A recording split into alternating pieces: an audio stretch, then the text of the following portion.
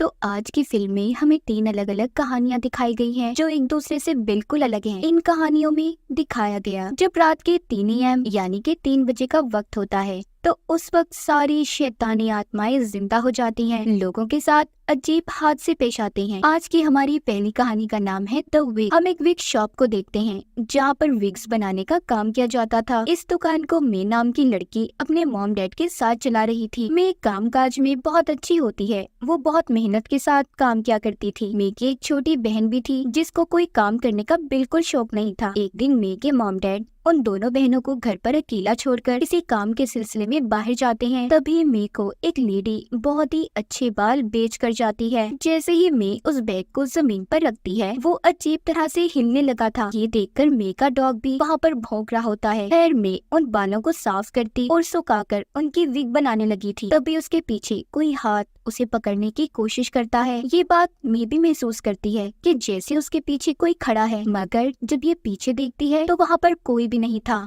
तभी मे की बहन आती है जो कहती है कि आज रात वो पार्टी में जा रही है, तो इसलिए तुम दरवाजा खुला रखना क्योंकि मैं किसी भी वक्त वापस आ सकती हूँ। मे भी उन विग की बालों को पूरा करती है और अपनी दुकान का शटर लगाकर सोने चली जाती है। दरअसल इनकी दुकान घर के अंदर ही थी। अब क्योंकि रात भी बहुत ज्यादा हो गई थी तो इसलिए सोने से पहले वो बाथरूम में अपने मुंह को धोने जाती है। जैसे ही वो अपना सर झुकाती है उसके नाक से खून आने लगा था। वो उस खून को रोकने के लिए दवाई भी खाती है, मगर खून फिर भी नहीं रुक रहा था। अब जैसे ही वो अपना मुंह धोने लगती है सिंक में पानी जमा हो जाता है। वो सिंक के सुराख को खोलने के लिए जब हाथ डालती है तो उसमें से बालों का गुच्छा बाहर आया था, जिसे देखकर उसे कुछ समझ नहीं आता। तभी उस सुराख से अजीब सी आवाजें आने लगी थी। जब वो सुराख के अंदर देखने लगती है तो एक हाथ उस सुराख से बाहर आता है, जिसे देखकर मैं बहुत ज्यादा डर गई थी और नीचे गिर जाती है। तभी उसकी आंख खुल गई थी, मतलब जो कुछ भी उसने देखा वो सिर्फ उसका एक सपना था। अब जब वो जागती है तो उसे अपने घर से शोर की आवाजें आ रही थी। मैं जब जाकर देखती है तो उधर उसकी बहन अपने दोस्तों के साथ होती है। मैं अपनी बहन को देखकर गुस्से में कहती है, तुम तो अपने दोस्तों के साथ बाहर पार्टी करने वाली थी ना, तो यहाँ पर क्या कर रही हो? मगर मैं की बहन उसकी कोई बात नहीं सुनती और दोस्तों को लेकर अपने घर की छत पर पार्टी करने चली जाती है। पार्टी करते हुए मैं की बहन का दोस्त नीचे से एक विग उठा कर ले आया था और उसे पहनकर मजाक बना रहा होता है। ये दरअसल वो ही विग थी जिसको मैंने अभी अभी उन्हीं बालों से बनाया था जो उसे एक लेडी देकर गई थी। मैं भी उसे ऐसा करते देख लेती है और अपनी बहन के दोस्त को डांट कर विग रख कर आने का बोलती है। इस बात पर दोनों बहनों की लड़ाई हो गई थी। मैं की बहन अब उससे कहती है कि आखिर तुम मेरे दोस्तों को ऐसे कैसे डांट सकती हो? तभी जब मैं की बहन का दोस्त विग रखने नीचे जा रहा था तो एक हाथ उन्हीं बालों से निकलकर उस लड़के के मुंह और गर्दन को जकड़ लेता है। ऊपर से जब सभी उसकी चीखों की आवाज सुनकर नीचे आते हैं तो देखते हैं उस लड़के का सर जिस्म से अलग था और विक्स के दरमियान में रखा हुआ था। ये खौफनाक मंजर देखकर सभी बहुत ज्यादा डर गए थे और दुकान से बाहर निकलने की कोशिश करते हैं, मगर हड़बड़ाहट में शटर की चाबी लॉक में ही फंसकर टूट जाती है। जब मी की बहन की दोस्त अंदर दूसरी चाबी लेने गई तो उसके बाहर सब चीखने की आवाजों को सुनते हैं। ये जब उसे देखने जाते हैं तो वो बस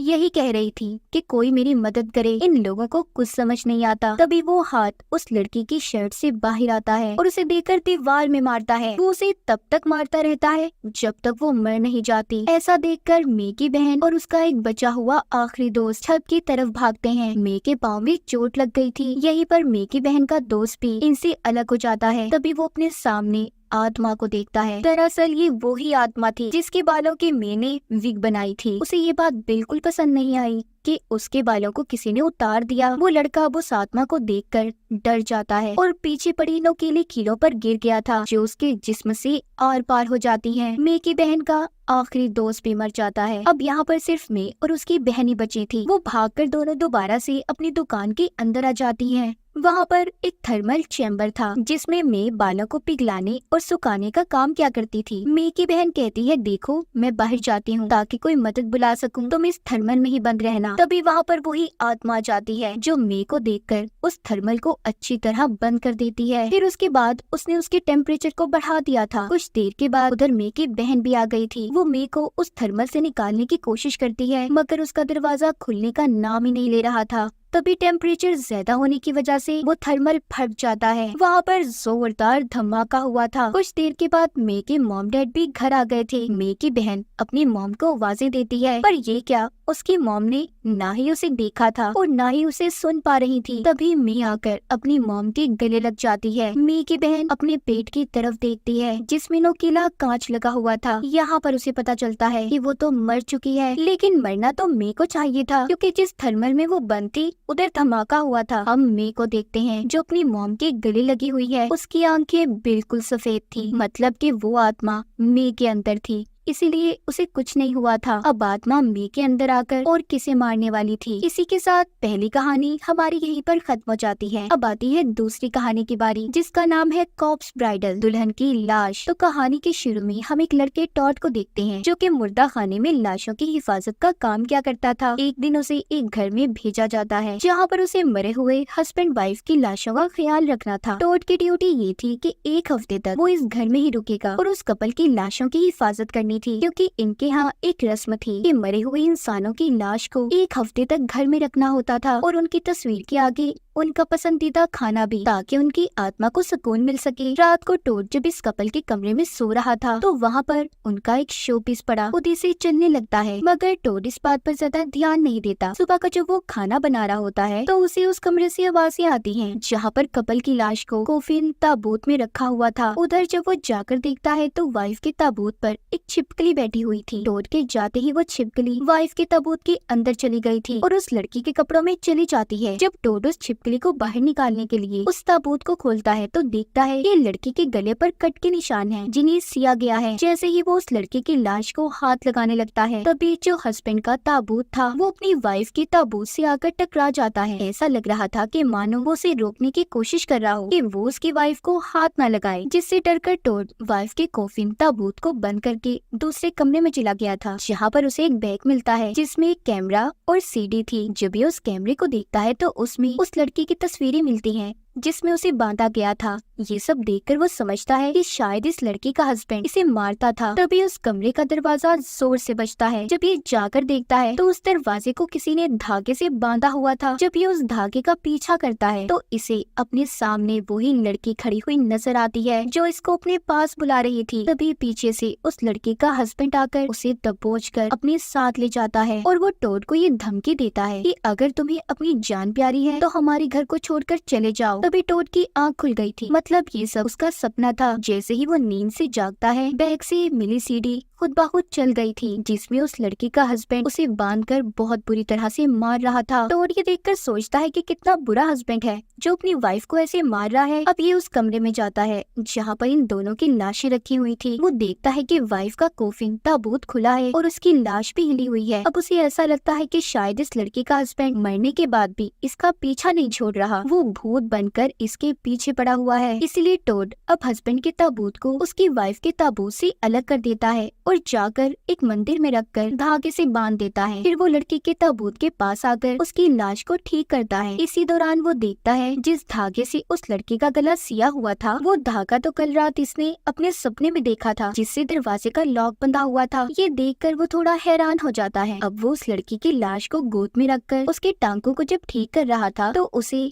वो इतनी प्यारी लगती है कि उसे पहली ही नजर में पसंद आ गई थी। इस तरह टोड हर वक्त उस लड़की का ख्याल रखता। वो उसकी लाश को हर जगह अपने साथ रखा करता था, यहाँ तक कि वो उसके साथ सोता भी। एक दिन जब वो सो रहा था तो उसे उसी मंदिर से आवाज आती है जहाँ पर उसने लड़के के हस्बैंड के ताबूत को रखा था। जब वो जाकर देखता है तो हैरान हो जाता है क्योंकि ताबूत खुला था और हस्बैंड की लाश गायब थी। जब ये वापस कमरे में आता है तो अब वहाँ से वाइफ की लाश भी गायब हो चुकी थी। टोड ये समझता है शायद ये सब उस लड़के के हस्बैंड की आत्मा कर रही है। तभी बेड के नीचे से एक हाथ निकलकर टोड के पाँव को पकड़ लेता है और एक कांच के टुकड़े को पकड़कर उसके पाँव में गाड़ देता है। इस तरह उसके पाँव से बहुत खून आने लगा था। तभी वो अपने पीछे हस्बैंड की लाश को देखता है जो एक कोने में पड़ी थी। यहाँ पर टोड को एक विजन ख्याल आता है। वो देखता है कि उस लड़की का हस्बैंड उसे बांधकर इसलिए रखा करता था क्योंकि वो अपनी जान लेने की कोशिश करती रहती। एक दिन बहुत ज्यादा कहने पर उसके हस्बैंड ने अपनी वाइफ को खोल तो दिया, जिसके बाद उसने अपने हाथ में एक टूटे हुए शोपीस का टुकड़ा लेकर पहले अपने हस्बैंड के गले को काटा, फिर बाद में अपना गला काट दिया। इस तरह उन दोनों की मौत हो गई और इस घर में जो कुछ भी हो रहा था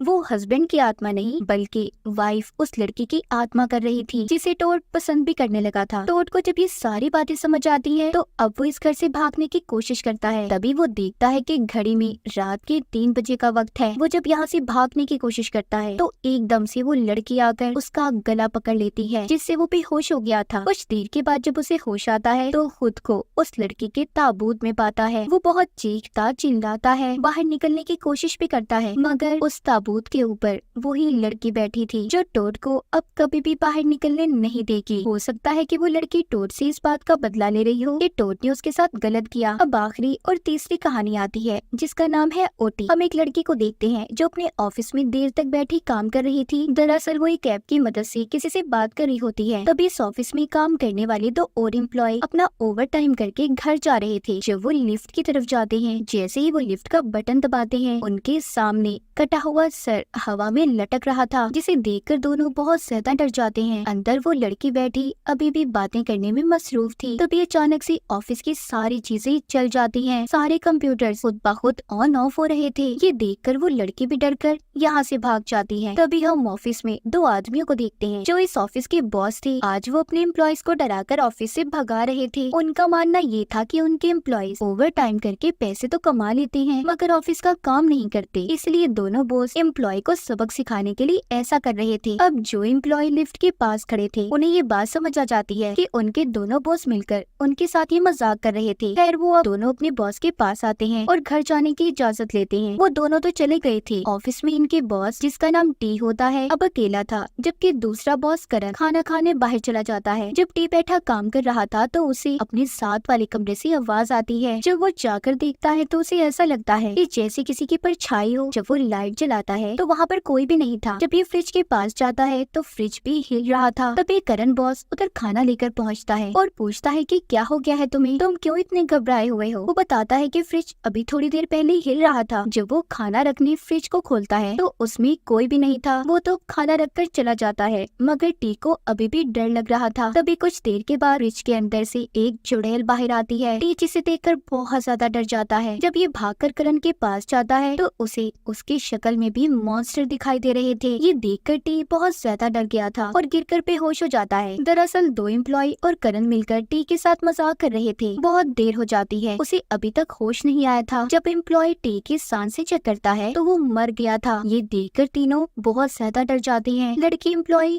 बहुत रो रही थी। करण कहता है तुम दोनों घर जाओ, मैं सब संभाल लूंगा, मगर हाँ याद रखना इस बात के बारे में तुम किसी को नहीं बताओगी। तभी जब लड़की एम्प्लॉय टी के पास जाती है तो उसने उसका हाथ पकड़ लिया था, मतलब कि वो भी इनके साथ मजाक कर रहा था। सभी इस बात पर बहुत ज्यादा हंसते हैं। करण सबको रुकने का बोलकर अपने रूम से कुछ सामान लेने गया था। तभी काफी देर हो जाती है, करण वापिस नहीं आया था। जब टी और दोनों एम्प्लॉय जाकर देखते हैं तो करण ने खुद को रस्सी से लटकाया हुआ था, मगर ये भी सिर्फ उसका मजाक ही था, जिसे देखकर सब गुस्सा हो गए थे क्योंकि मजाक अब कुछ हद से ज्यादा ही बढ़ता जा रहा था। खैर ये चारों अब ऑफिस से जाने लगते हैं। तभी जब करण चाबी लेने एम्प्लॉय लड़की को बोलकर कमरे में भेजता है तो वहाँ पर जाकर वो देखकर हैरान हो गया था कि उधर टी की लाश पड़ी थी, जिसे देखकर वो डर जाता है। जब करण और एम्प्लॉय लड़की उसकी चीखें सुनकर उसके पास आते हैं तो वो भी ये देखकर हैरान हो गए थे और सोचते हैं कि टी तो मर गया, फिर जो हमारे साथ है वो कौन है। करण अपने दोनों एम्प्लॉय को लेकर ऑफिस से भागता है, पर तभी लाइट भी चली गई थी। इनका दरवाजा जो ऑटोमेटिक था वो भी मुकम्मल बंद हो चुका था। करण अपने दोनों एम्प्लॉयज को अपने कमरे से चाबी लाने का कहता है। जब वो बेचारे दोनों डरते हुए चाबी लेने जाते हैं तो वहाँ पर वो करण बॉस की लाश को देखते हैं, मतलब वो भी जब रस्सी से लटका तो उस वक्त उसकी मौत हो गई थी। उन्हें समझ नहीं आता यहाँ पर वो डरे